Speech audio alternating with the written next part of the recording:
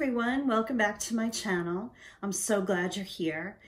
And if you could subscribe, that would be great. If you like my content, if you want to join in and give me a thumbs up, hit the bell button, make a comment, I would love it. I'd love to hear what you guys have to say, whether it's about your journey, whether it's about some suggestions, things you'd like to see on my channel. I would love that. Thank you so much. And we're going to talk about weigh-in.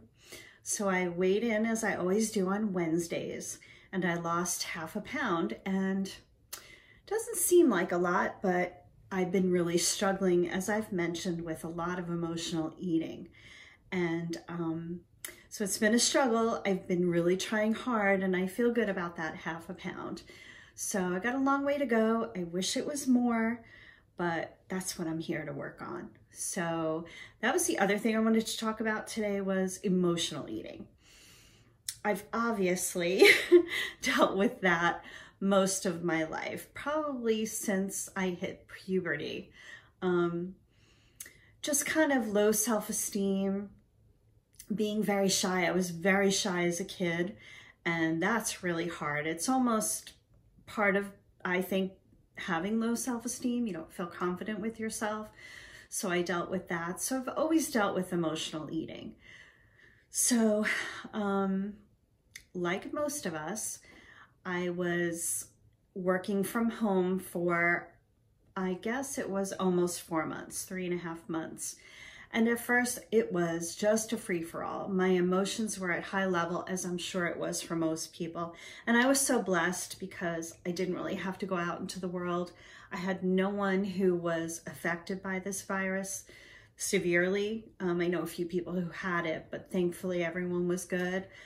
But just, you know, watching the news every day and see thousands of people dying and suffering, and it was hard. It was really hard. And I filled that emotional need by eating and a lot of crying. So of course we all know food does not make you feel better. It might for the moment, literally the moment, but then your emotions are right there again. So that was hard, but I did get myself kind of back on track, and I took advantage of the fact that I was working from home. So I could get up a little later, but then I would work out right away. I'd cook myself 3 healthy meals a day because we weren't going out to eat at that point. So that felt really good. I felt in control, which is what I needed. So that felt really good. But the minute I went back to the office, I just felt all those other emotions that were there before I left the office, you know, dealing with work and people and different kinds of things, all kind of came back on top of the emotion of being out there in the world and seeing even more people suffer, and kind of what we had to go through, social distancing, to be in the office together, wearing a mask. So it just sort of piled on, and my emotional eating was at the height of itself. So that was really tough, and I'm still kind of dealing with that. And I went back to the office July 1st.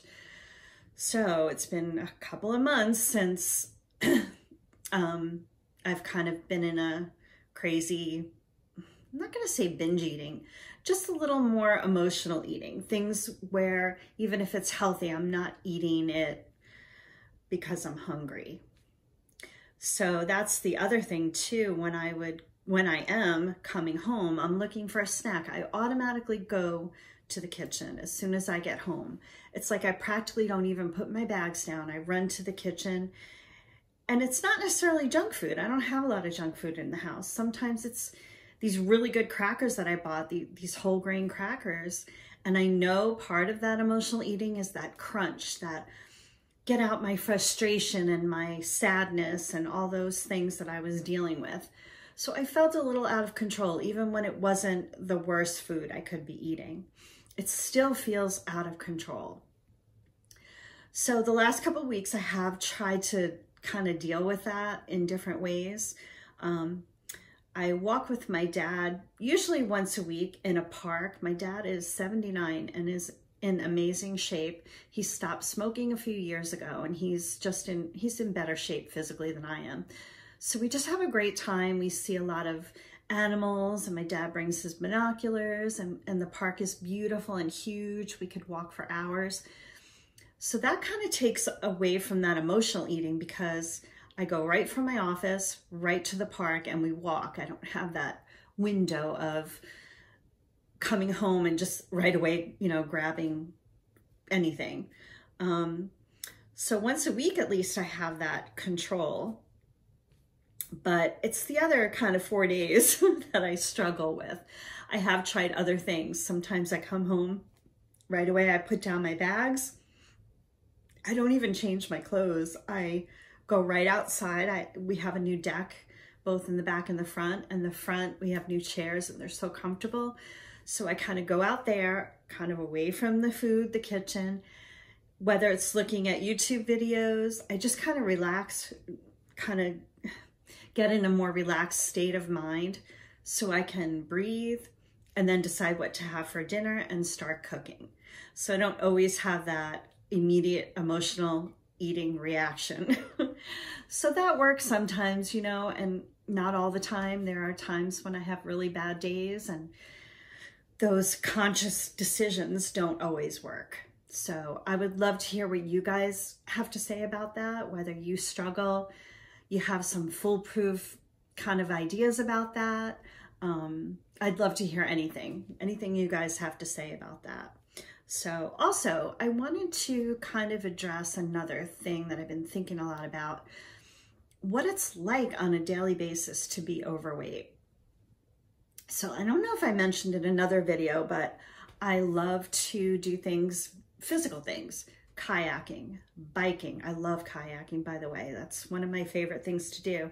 And I'm so unsure of myself that I've only been kayaking with my brother, who I know and I trust to kind of help me. And it's usually getting in and out, mostly out, is a real struggle. Even though I would love to go on my own, he unfortunately lives in another state, so we aren't able to do that together very often. But I'd love to go by myself. I'd love to go with friends. I'm always being invited. But I've shared with them my struggle to feel comfortable getting in and out. And, you know, of course, they say, we'll help you, or we have the same struggle, we'll figure it out. I just don't feel confident. And that really, it makes me sad. I do bike ride, but not as often, because I'm kind of afraid to do it alone.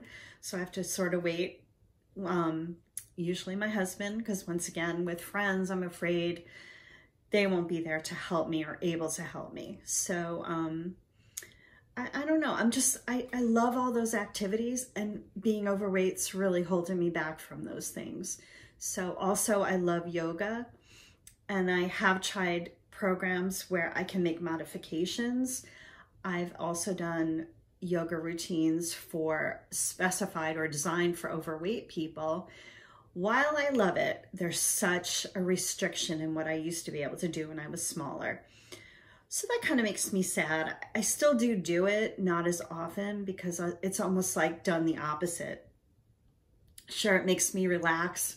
It makes me stretch out and things like that, but I'm also reminded in the moment the things I can't do.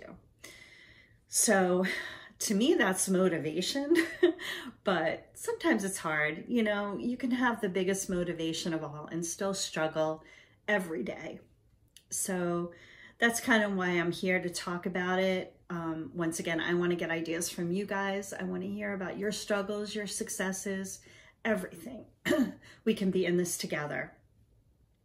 So I think next week I am going to talk about some meal ideas for lunches to bring to work. I work about 8 miles from my house, and although that doesn't seem like a lot, to come home every day for lunch, it would be too much driving and not enough sitting and relaxing and having a lunch hour. So I do bring my lunch.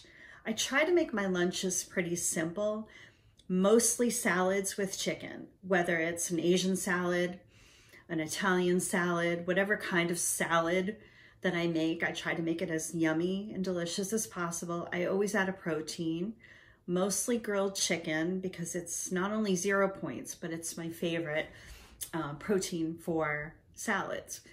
And also, it doesn't weigh me down. So even if I bring a healthy but high carb meal as lunch, it can wreak havoc on my energy level. And then I want caffeine. And unfortunately, the caffeine works a little bit, but then at night when I try to sleep, it also works. So it causes me to lose some precious sleep. So I try not to do that. So I think I'm gonna kind of share with you guys next week the ideas that I have for lunches. There are a few other little things that aren't necessarily salad. I also like to bring leftovers too from dinner, as long as they're not too high in carbs. So yeah, I hope you stay tuned. I hope you check me out in my next video. If you'd like to hear about some lunch ideas, meal ideas, that would be great.